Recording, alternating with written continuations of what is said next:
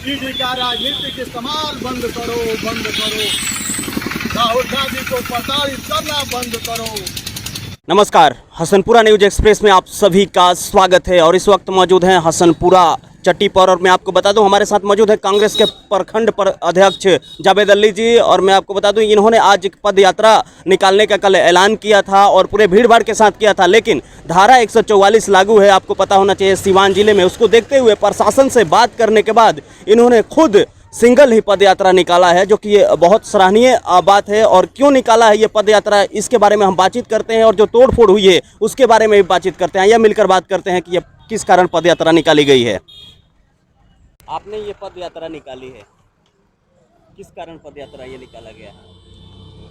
पद यात्रा निकालने का कारण सीधा सीधा है कि हमारे कांग्रेस पार्टी के सबसे बड़ा नेता आदरणीय श्री राहुल जी को अनायास ईडी के द्वारा मोदी सरकार सुनियोजित तरीके से उनको परेशान कर रही है। मामला कुछ नहीं है, नेशनल हेराल्ड वो अखबार है जिसमें गमन की बात कर रही है मोदी सरकार, वो अखबार है जिसने अंग्रेजों के खिलाफ वलवला पैदा कर दिया था भारत की मिट्टी में, जिसके अथक प्रयासों से भारत अंग्रेजों की गुलामी से आज़ाद हुआ। उस अखबार को चलाने की कोशिश कर रहा है राहुल गांधी, तो उनके खिलाफ भारतीय जनता पार्टी, आदरणीय मोदी और तड़ीपार पूर्व में रह चुके अमित शाह, ये लोग और उसके पीछे आरएसएस, ये सब सुनियोजित तरीके से इन्फोर्समेंट डायरेक्टर को सरकार के दंभ और प्रभाव से प्रभावित करके राहुल जी को लगातार बुला बुला के प्रताड़ित कर रहे हैं। इसके खिलाफ देश भर में कांग्रेस पार्टी का पदयात्रा आहूत है, जिसकी प्रक्रिया हसनपुरा ब्लॉक में मैं पूरा कर रहा हूं। लेकिन आप जैसे कर रहे हैं संयोजित है, लेकिन उनका कहना, ईडी का कहना है कि ये जो कार्रवाई हो रही है उचित कार्रवाई है। अच्छा, एक बात बताइए, ये 2012 का केस है, 10 साल हो गए। ईडी का काम है ना जांच करना, तो 10 साल में ईडी कुछ नहीं जांच पाई, कुछ नहीं निकाल पाई, तो चोर से ही पूछिएगा कि आपने चोरी किया है। आपका विजिलेंस कहाँ है? आपके जो स्पाई होते हैं वो कहाँ है? आपका काम है ना कलेक्ट करना डॉक्यूमेंट्स, कुछ नहीं है। 1 रुपये का कहीं कोई हेरा फेरी नहीं हुई है। उस पैसे से अखबार में काम करने वाले पत्रकारों का तनख्वाह दिया गया है, जो भुखमरी के कगार पे पहुंच गए थे। बिजली का बिल भरा गया है, नेशनल हेराल्ड की बिल्डिंग को डेकोरेट किया गया है। बस। कांग्रेस के प्रखंड अध्यक्ष हैं हसनपुरा ब्लॉक के, आप अकेले पद यात्रा निकाले हैं, ऐसा क्यों? क्योंकि पूरे बिहार में एक हथियार के तरह बन गया है 144। आपको मालूम होगा कि जब ईडी में पूछताछ जिस दिन शुरू हुई राहुल गांधी जी की, तो अचानक कहीं भी 144 लग जाता है। तो 144 में आम नागरिक, जनता की सरकार, जनता सड़क पे नहीं आ सकती।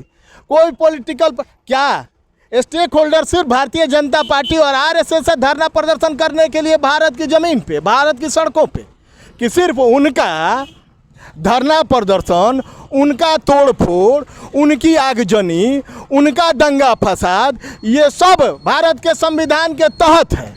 और कांग्रेस पार्टी के कार्यकर्ता, कांग्रेस पार्टी के नेता जब सड़कों पे उतरने का प्रयास करते हैं वाजिब मुद्दों के तहत,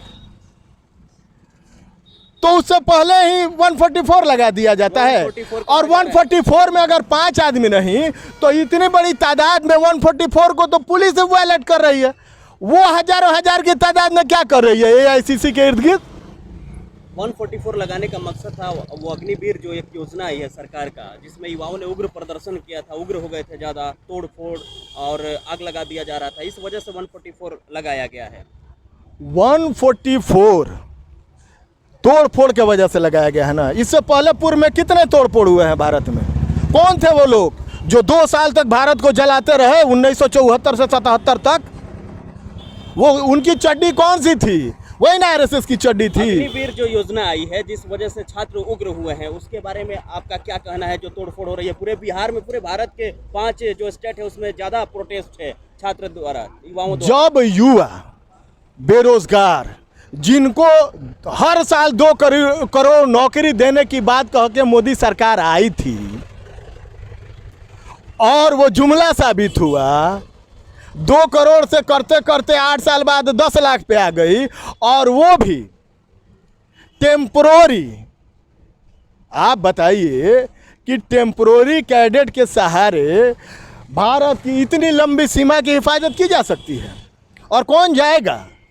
युवा उग्र हुए हैं तो भारत में जो कुछ भी हो रहा है, विपक्ष कमजोर है, विपक्ष के पास शक्ति नहीं है, और जब ये सारी चीज़ें होती हैं तो फिर कहा जाता है कि विपक्ष करा रहा है। भैया विपक्ष इतनी शक्तिशाली होता और विपक्ष की बात इतना ही लोग मानते तो मोदी जी प्याज छीलते भारत की सत्ता पे बैठ के। सत्ता तो कांग्रेस के पास होती ना। अंत में क्या अपना पक्ष रखना चाहेंगे हमारे चैनल के माध्यम से? मैं सीधी सीधी बात करूंगा, चूंकि मेरा बैकग्राउंड 1939 से भारतीय सेना से है। मेरा परिवार 1939 से भारतीय सेना के साथ जुड़ा हुआ है। ये तो सच्चाई है, ये तो आप सभी जानते हैं। अगर जिसको शक हो मैं डॉक्यूमेंट दे देता हूं। तो हम मर्म को समझते हैं।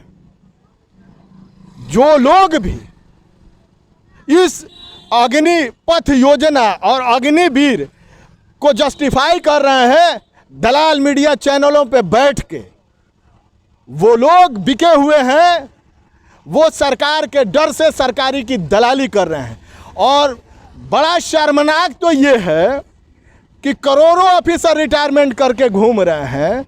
उनकी डिसिप्लिन देखिए कि वो मीडिया के सामने नहीं आते हैं। 10 दलाल हैं रिटायर्ड ऑफिसर्स जो खुद तो पेंशन ले रहे हैं, लाखों लाख ले रहे हैं, और युवाओं को, भारत के बेरोजगार युवाओं को कह रहे हैं कि आप जाइए और टेम्पोररी ड्यूटी कीजिए और टेम्पोररी नौकरी कीजिए। कमाल की बात है। ये क्या कॉन्सेप्ट है भारतीय जनता पार्टी का? ये किसान बिल लाई, किसानों को समझ में नहीं आता है। यानी अभी अग्निपथ लाए, नौजवानों को समझ में नहीं आ रहा। यानी ये सरकार इतनी भ्रमित है। योजना के तहत युवाओं को रोजगार देने के काम कर रही है सरकार। मैं बोलूं, सच्ची बात बोलूं, बताइए। ये अग्निपथ योजना और अप टू 25% के जरिए आरएसएस के चड्डीधारी जो प्रैक्टिस करते हैं नागपुर में, उनके जरिए भारतीय सेना को, तीनों सेना को टेक ओवर करने का ये बहुत बड़ा एजेंडा है, जिसकी क्रियान्वयन करने की कोशिश की जा रही है। समझ गए आप? और भारत के डेमोक्रेसी को ख़त्म करके यहाँ प्रजातंत्र, उन्हीं लोगों का जो राजा महाराजा होते थे, स्थापित करने का प्रयास है और कुछ नहीं। जय हिंद।